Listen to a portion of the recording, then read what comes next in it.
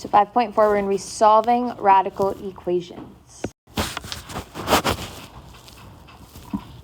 So radical equations are exactly what it sounds like, equations that have a radical in it. Step 1 when solving radical equations is to isolate the radical on one side of the equation. So if we have a square root, whether it's a square root or cubed root or something with an exponent, we need to get that all by itself first. Then we raise each side of the equation to the same exponent to eliminate the radical and obtain a linear, quadratic, or other polynomial equation. So if I had the square root, I would square both sides. Whatever our index is, that becomes the exponent. And then we just solve from there.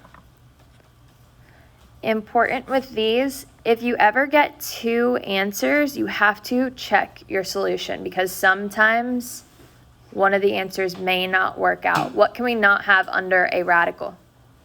A negative. So we just have to keep that in mind. So when we get two answers, you have to check your solution. So we would check by plugging in the answers.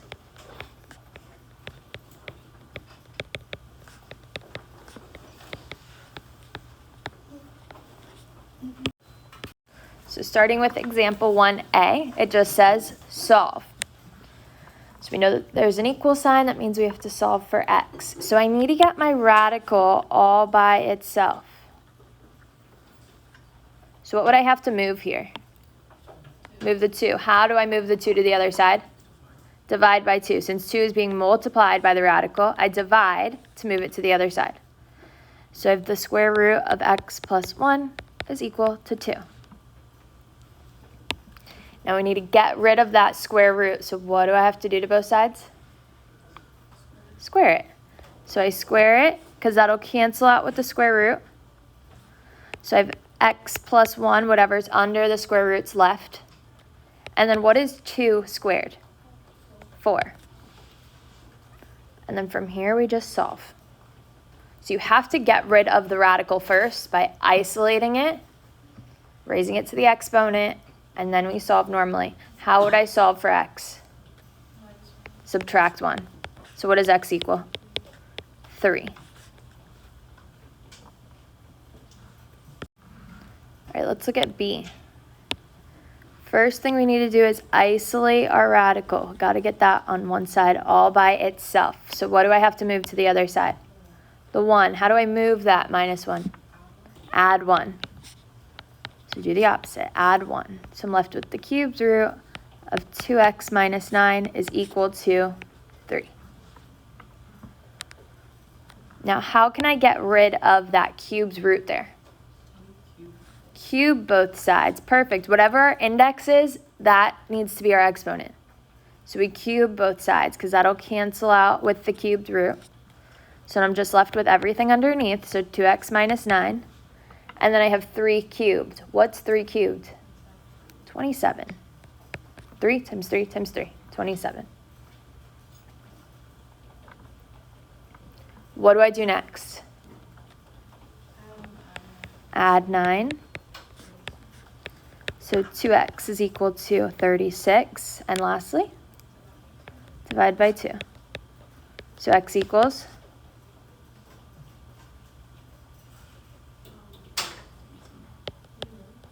18. All right, on the next page, let's do number 1. What should I do first? Add 9, because we need to get the radical all by itself. So I have the cubed root of x is equal to 3. Now how do I get rid of that cubed root? Cube both sides. So cancels out with the cubed root. I have x is equal to 27. Awesome. That's our answer. Number 2. What should I do first? Square both sides. The radical's already by itself, so we square both sides. Bless you. So it cancels out with the radical, so I have x plus 25 is equal to, what is 2 squared? 4. Then what should I do? Subtract 25. So x is equal to negative 21, because it's 4 minus 25. All right, number 3, what should I do first? Divide by 2. Since 2 is being multiplied by the radical, we have to divide to move it to the other side. So the cubed root of x minus 3 is equal to 2. How do I get rid of that cubed root? Cube both sides. So x minus 3 is equal to, what is 2 cubed? 8. Awesome. It's 2 times 2 times 2. Be careful. It's not 2 times 3. It's 2 to the third power. What do I do next? Add 3. So x is equal to 11. Awesome. All right, let's look at example 3. So we have to isolate the radical, which it already is. What do I do next? Square both sides. Be careful, because on the left side I have x plus 1. So I have to square the whole left side and square the whole right side. So on the right side, the square root and the squared cancel. So I'm just left with 7x plus 15. What do you think I have to do on the left side? FOIL. So you cannot just distribute that 2. You have to write it twice and FOIL it out. So we get x squared plus x plus 1. So this would be x squared plus 2x plus 1. And we FOIL it out. So from here we have to FOIL.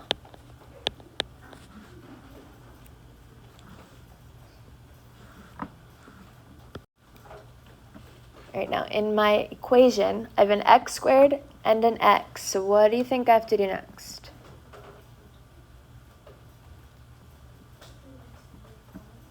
Put it in standard form. So I need to move everything to one side and get it to be equal to 0, because what do I have to do? I have to solve for x, but how am I going to have to solve for x? I'm going to have to factor, because I have an x squared and an x. Sorry, I didn't hear you. So we're going to move the 7x, combine the like terms, and I'm going to move the 15, so subtract 15 on both sides, combine it with its like term. So I have x squared minus 5x minus 14 is equal to 0. Now from here, we are factoring. It has to be equal to 0 in order to factor. So we need everything on one side. Do I have two factors of negative 14 that add to negative 5? Negative 7 and positive 2. So this factors into x minus 7 and x plus 2. What do I need to do next? Set them both equal to 0. So x minus 7 is equal to 0 and x plus 2 is equal to 0. We're going to add 7 on both sides, so x is equal to 7, and subtract 2, so x is equal to negative 2. So here we have two answers. What did I say in the beginning we have to do when we get two answers? Check your answers. So we check them by plugging it into the original equation and seeing which works. So first I'm going to check x is equal to 7. So 7 plus 1 is equal to the square root of 7 times 7 plus 15. So 7 plus 1 is 8. When you're solving here, after you plug in your x's, make sure you just follow your order of operations. What's 7 times 7? 49, and 49 plus 15?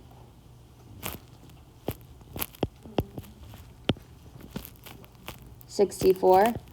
What's the square root of 64? 8. So does 8 equal 8? Yes. So this works. 7 is one of our answers. We still have to check negative 2. So we're going to do the same thing, plug in negative 2. So negative 2 plus 1 is equal to the square root of 7 times negative 2 plus 15. What's negative 2 plus 1? Negative 1. Then on the inside, I have 7 times negative 2, which is negative 14. Negative 14 plus 15?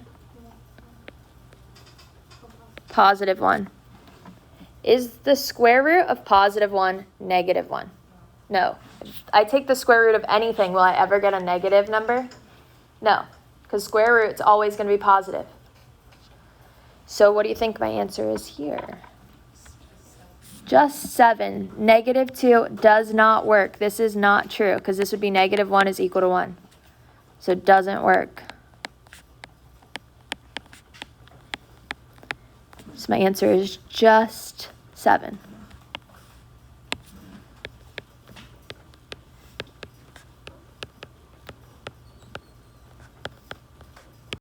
So example 5 on the next page is similar, but it looks a little bit different because it's just written as an exponent.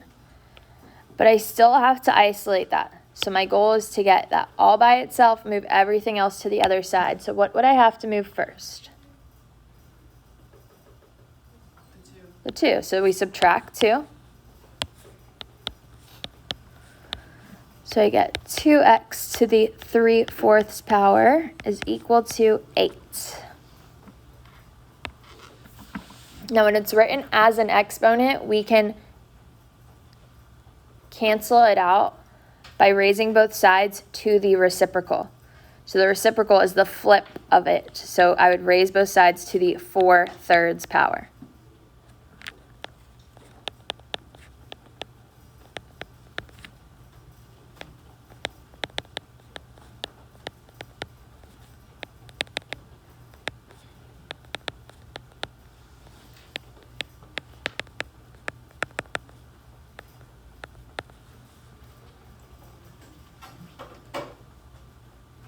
So it cancels out on the left, and I'm just left with 2x.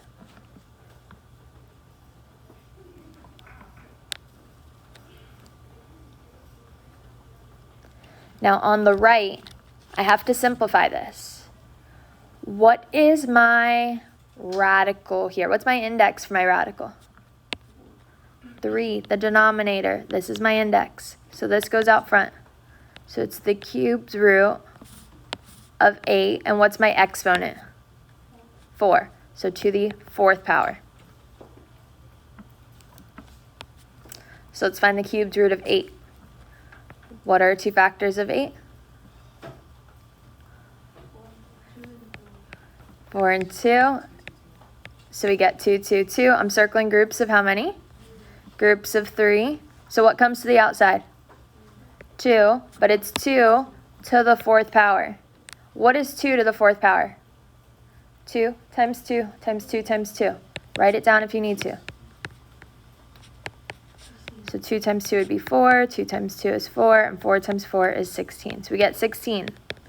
So 16 is equal to 2x. Lastly, we need to divide by 2. So x equals 8.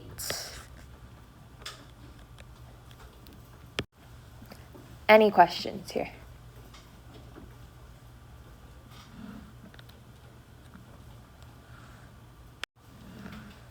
All right, let's do the same thing here.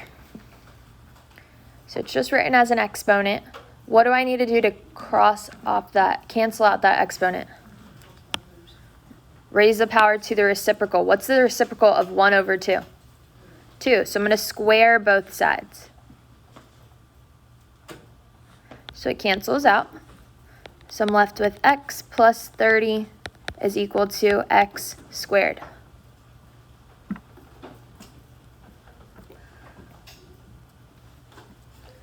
What am I going to have to do if I have an x squared and an x in the same equation? Factor. So factor, we have to get it equal to 0. So what should I do? So I'm going to subtract x and subtract 30 and move them to the other side.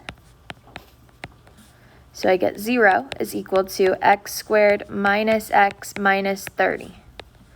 Why do you think it's a better idea to move the x and the 30 to the right instead of just moving the x squared? To make sure that that x squared is still positive. So if we move the x squared to the other side, it would make it a negative x squared, but we like it when our x squared, our leading coefficient, is positive. So we want to keep that where it is if it's positive. Now let's see if we can factor. Do we have two factors of negative 30 that add to negative 1? Negative 6 and 5. So x minus 6 and x plus 5. What do I do next? Set each one equal to 0. So x minus 6 is equal to 0 and x plus 5 is equal to 0. So x is equal to 6 and negative 5. When I get two answers, what do I have to do? Check them. So I'm going to check by plugging it in. We'll start with the 6. So let's plug in 6.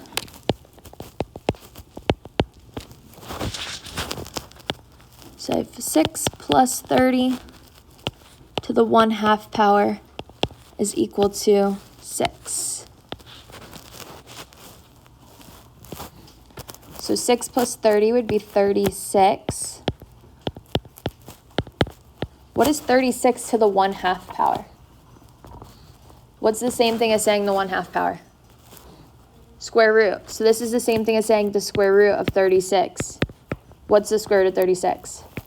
6. So does 6 equal 6? Yes. So 6 works. We're good there.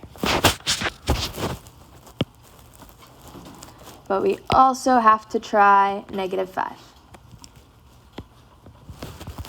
So I have negative 5 plus 30 to the 1/2 power is equal to negative 5.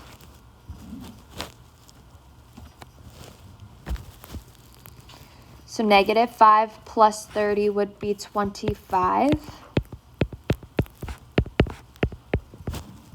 What is 25 to the 1/2 power? It's the same thing as saying square root of 25, which is, what's the square root of 25? 5. Is 5 equal to negative 5? No, you can't take the square root of a number and get a negative. So negative 5 does not work. So our only answer is 6. Yes. So let's look at number 8. What should I do first for number 8? What's the reciprocal of 1/3? 3. So I'm going to raise both sides to the power of 3. So it cancels out on the left. I'm just left with 3x. What is negative 3 to the 3rd power? Negative 27. Awesome. It's like negative 3 times negative 3 times negative 3. So we get negative 27. What should I do next? Divide both sides by 3. So x is equal to negative 9. Awesome. What do I need to do first for number 9? Square both sides. So we raise both sides to the reciprocal. The reciprocal of 1/2 would be 2. So it cancels out on the left. X plus 6 is equal to x squared. What should I do next? Subtract x and subtract 6 to move it to the other side. Perfect. Because if I ever have an x squared and an x, we know we're going to have to factor. So I get x squared minus x minus 6 is equal to 0. Do I have two factors of negative 6 that add to negative 1? Negative 3 and 2. So x minus 3 and x plus 2 is equal to 0. What do I have to do next? Set them both equal to 0. So x minus 3 is equal to 0. X plus 2 is equal to 0, so x is equal to, awesome, 3 and negative 2. When I get two answers, what do I have to do? Check. So let's check 3. So I have 3 plus 6 to the 1/2 power is equal to 3. 3 plus 6 would be 9. What is 9 to the 1/2 power? Square root 9, and what's the square root of 9? 3. Does 3 equal 3? Yeah, so 3 works. Let's check negative 2. So negative 2 plus 6 to the 1/2 power is equal to negative 2. Right off the bat, do we know if this is going to work or not? Why not? Because the radical, that 1/2 power there, can't give us a negative. This would be 4 to the 1/2 power, which is the square root of 4. We're not going to get a negative. The square root of 4 is 2. 2 does not equal negative 2. So negative 2 is not an answer. So our only answer is 3. So again, anytime you get two answers, you have to check both of them. Number 10. So we want to isolate the term with the exponent. It's already isolated. Now, how can I get rid of that exponent? Take the reciprocal. What's the reciprocal of 3 over 4? 4 over 3, we flip it. So it cancels. So I get x plus 2 is equal to 8 to the 4/3 power. Well, let's see if we can simplify that. What is my index? 3. So I have the cubed root of 8 to the 4th power. This is my exponent on top. This is my index. What are my factors of 8? 4 and 2, or we could say 2, 2, and 2. So circle groups of 3. What comes to the outside? 2. So 2 to the 4th power, which would be 16. So it simplifies to 16. Subtract 2. So x is equal to 14.